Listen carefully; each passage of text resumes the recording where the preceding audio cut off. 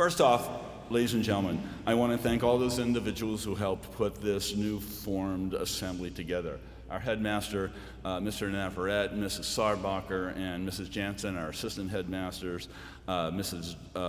Dawson, our dean of students, Mrs. Muir, and Mr. Hayward, our deans of students, and our director of operations, Mrs. Mooberry. This is very different, but it looks like it's going to work. I also want to thank our amazing faculty, and I honor them for all their dedication and brilliance and determination in working so hard to get this academic year started. But it is especially to you, our wonderful core of students, the young men and women of GP, to whom I would like to direct a few words to express my gratitude and love for who you are and what you do. It is in that vein that I want to channel my thoughts today, for it is you, the entire student body, who holds the key to the future of the collective endeavor of our experience here at GP. It is you who every day continue to build on the foundation of our school and your own investment in it. And it is you who make this school a wonderful place in which to live and learn, to grow and make wonderful connections. I want to make a connection with you today to get you to accept that you are so magnificent and to focus on why you should rely on your own improvement and development over time this year, so that come May, when you leave this place, I want you to harbor no regrets and that you recognize that you have progressed toward our common goal of identifying, understanding, and appreciating those values of truth, goodness, and beauty. That is my challenge to you. There is a motto in Latin attributed to Sir Philip Sidney, an English statesman and poet during the time of Queen Elizabeth I, and it goes like this: Aut viam inveniam aut faciam. I will either find a way or make one. That is my challenge to you this year. Look to find that way forward. But first, a few words about myself and why I feel so honored and humbled to be in the position to speak some words of encouragement to you at the beginning of the school year. I showed up here 10 years ago, having just spent most of the previous 40 years teaching Spanish at an institution in Southern California that was so good by any yardstick of success. It was called high school heaven. The students, the faculty, the community were beyond category. Then a funny event led to me to retire at an early age and to seek a new vista for the next mission in my life. I was to become a Latin teacher. And I ended up here giving an audition, a demonstration of what I had to offer. It was a wonderful time, and thankfully I gave a favorable impression to everybody involved. Back then, after my audition, I had to wait around an hour or so to go out to lunch with Mr. Crow, the elder Mr. Crow, the headmaster at that time.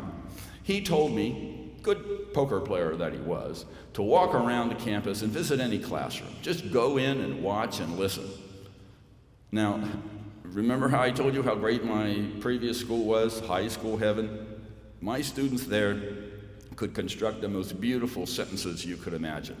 Great intellects, great technicians. You want compound, complex sentences, they could do it. So I walked into a senior HL class with already a predisposition of saying these kids might or might not meet my expectations. They were discussing The Brothers Karamazov by Fyodor Dostoevsky. Now, 15 seconds in, and I began to hyperventilate. I felt like Catullus when he first wrote about seeing his future girlfriend Clodia for the first time. My jaw dropped. I was sweating and shaking. Why? My kids were in California were great at composing sentences, but here, these students in seminar were communicating in paragraphs, actual paragraphs, as they were speaking. And not only that, but the other people responding and reacting to them were speaking in paragraphs. I was unaware, I was unprepared for this. Their statements had a thesis, a beginning, a middle, and an end. I had never witnessed anything like this before. Mr. Crow didn't know it, But I then decided in my mind to accept his offer of employment, and he hadn't even offered me a job yet. I was going to teach here because of the promise of interacting with students just like all of you. I started here in August 2015 when my brand new Chariot only had 400 miles on it, and now it has 124,000 miles on it, and going to and from school, everything has been worth it. You out there are the reason for the longevity of my stay, and probably a big factor in the decision of many of your teachers to come each year and begin again the labor of drawing you out and compelling you to test new waters. If I could say that I have come to school every day feeling so fortunate to be an instructor here, it was due to the innate goodness of people like you. You are the ones who make this school a great place. It was interesting to hear Mr. Rodriguez talk about how the faculty is responsible for all that, but I got more people who I want to praise than he does, okay? You students, okay? You just have to find that way forward. Now, I don't want you to think I am only talking to the seniors here, even though I have known them the longest. I want all of you to be the best you can be.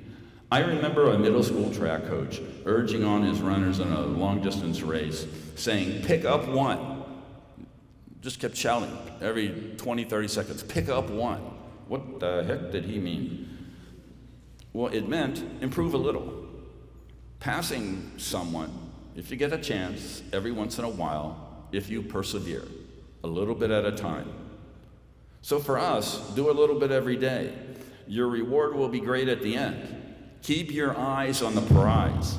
Whether it is reading or composing, trust yourself and your teachers. Don't settle on taking the easy way out. Find that way forward. Now, I just want to end with a few recollections.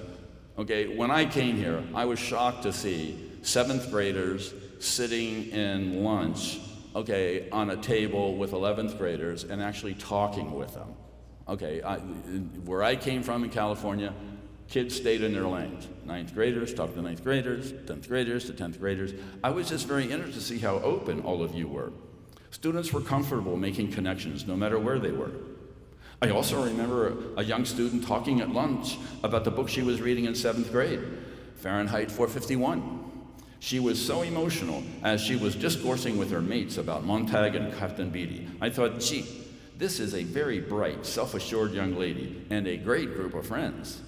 Now move ahead 4 years from then, and luck would have it I had become her thesis advisor. And sure enough, one of her works was that very same Ray Bradbury classic. I brought up that conversation I had eavesdropped on back then, and she began to speak for about a half an hour about how her appreciation for the book was on one level back then. And now, after years of experience in our HL classes, she had a different, more nuanced, philosophical understanding of that novel. She was great early on, and she was great as a senior. She had grown as a young adult in our family. And that was all the difference. Go with your heart. Find that way or make one. I will always be thankful to the students of GP. They have motivated me to continue trying to be a lifelong learner. Thanks to students, I have come to know and love Jane Austen, Charles Dickens, C.S. Lewis. As a Latin teacher, I am thrilled each year with the seniors as they read the Aeneid in its entirety in English after substantial reading in it in Latin in their sophomore year. And if there is anything I want you to take away from my address, it is to understand that you are all blessed with the capability of reaching your goals no matter what level you are on. But one thing will never change. You students have helped me to become a better citizen, a better teacher, a better person. You people. I have you to thank for that, whether our paths crossed in middle school or in high school. Keep being yourself. As for me, the seniors and I do share a common fate this year. We will both be exploring new frontiers next year. As Catullus wrote on a very sad day in his short life, Ave atque vale. Hail and farewell. hello, but goodbye. Just make sure that you most unforgettable young people here, keep looking for that path. And rest assured that I will never forget the goodness in you. Thank you very much.